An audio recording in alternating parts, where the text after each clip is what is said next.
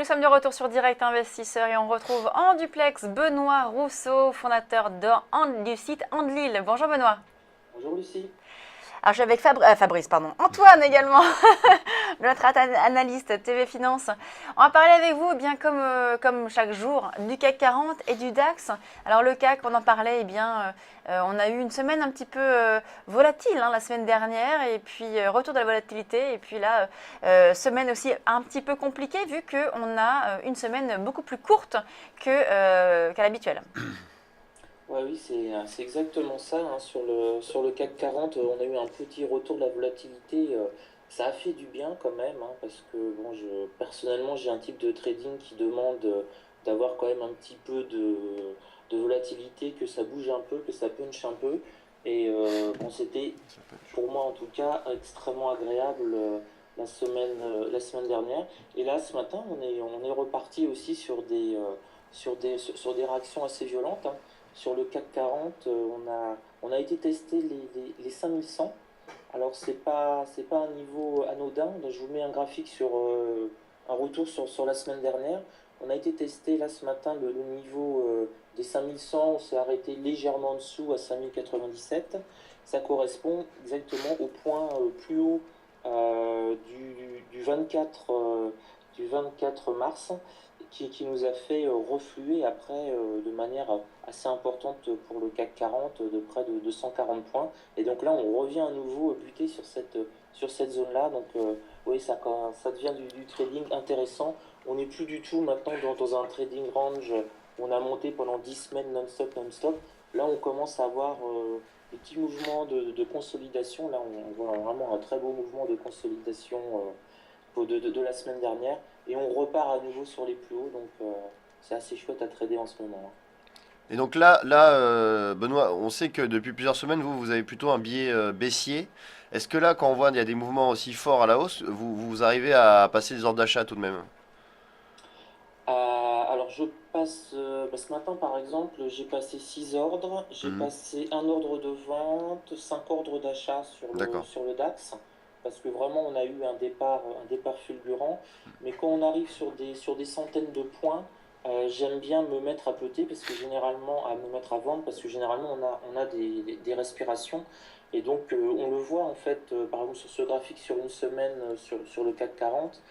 Se mettre à vendre sur les Hmm. 5100, ça marchait bien. Se remettre à vendre sur le niveau des 5000, ça a pas mal Hmm. marché. Donc, comme je fais du scalping, Hmm. je mixe de toute façon un peu les deux. Je peux vous montrer par exemple sur le, Et là, le DAX. Benoît, vous avez réussi à vendre à 5097? Puisqu'on n'a pas atteint les 5100 à 3 points près. Sur le CAC 40, non, parce Oui. que j'ai fait que du DAX Ah ce oui. matin. Parce qu'il y avait, si vous voulez, on arrivait simultanément sur le CAC 40 et sur le DAX sur des niveaux intéressants. Et j'ai pris pas mal de lots sur le DAX. Donc avec mon money management, je ne pouvais pas me permettre le luxe d'en prendre aussi sur le CAC 40. Alors je surveille le CAC 40 et le DAX. Et bon, dans 90% des cas, j'interviens plutôt sur le DAX parce qu'il est beaucoup plus violent. Mais parfois sur le CAC 40 aussi, quand on arrive vraiment sur des niveaux extrêmement intéressants. Donc là, non, ce matin, j'ai fait 6 opérations Hmm. et uniquement sur le DAX 30. D'accord. Vous allez du coup vous positionner maintenant dans la journée sur le CAC ou pas du tout? Vous allez rester sur le DAX? Ça va être vraiment en fonction des opportunités. Là, sur le CAC 40, on a raté les 5100. Si vous voulez, un trader, c'est un petit peu un général sur son champ de bataille. Avant de commencer ma journée à 8 heures, je regarde les cartes. Donc Hmm. mes cartes, c'est pas où se trouve la rivière et telle colline où je vais mettre mon artillerie. Mes cartes, c'est mes graphiques avec mes résistances, mes supports passés et celles de la journée. Et je note, je me dis, si ça arrive à tel niveau, là, je me mets très probablement à intervenir. Après, Hmm. c'est une interprétation, j'allais dire, en temps réel, hein. C'est un petit peu comme un général. Le plan de bataille, il marche pas toujours bien. On veut mettre ses hommes sur telle colline, et en fait, on arrive, la colline, les ennemis sont déjà sur la colline, donc il faut se réadapter.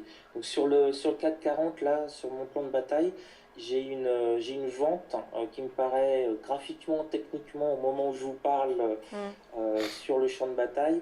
Ça paraît intéressant de se mettre, à mon avis, à vendre sur cette zone-là, entre les 5115 et les 5120, 125 maximum, pour avoir un retour vers les 5100 ou voire vers les 5080, 5075. Pourquoi? Parce qu'on a une succession de résistances et une résistance 3 journalière, donc c'est quand même rare qu'on casse une résistance 3 journalière sur le CAC 40 sans un retour sur elle-même. Et en plus, on a un renfort, entre guillemets, des vendeurs avec une belle résistance 1 hebdomadaire. Donc sur mon champ de bataille, entre guillemets, si on monte encore vers les 5117, 15, 20, là, il y a de fortes chances que je me mette à vendre Alors non. pour un retour sur 5100. Et si on reflue maintenant, alors là, c'est la grande question du reflux.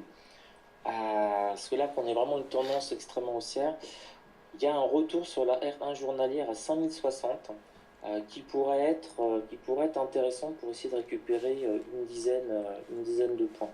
Alors si on a un retour sur 5050, c'est mieux. Donc cette zone-là, 5050, 5060, peut-être pour essayer à nouveau de bénéficier, d'avoir un reflux, de bénéficier d'un rebond de tendance.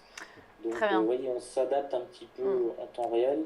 Sur le DAX, par exemple, je vous montre rapidement mes graphiques de la journée pour voir qu'on peut en fait très rapidement inverser sa position. Hein. C'est ce que faisait Napoléon. Très rapidement, il pouvait changer totalement son plan de bataille. J'avais repéré donc qu'on avait eu un plus haut le vendredi aux alentours des 11 952 et qui correspondait à la résistance 1 journalière.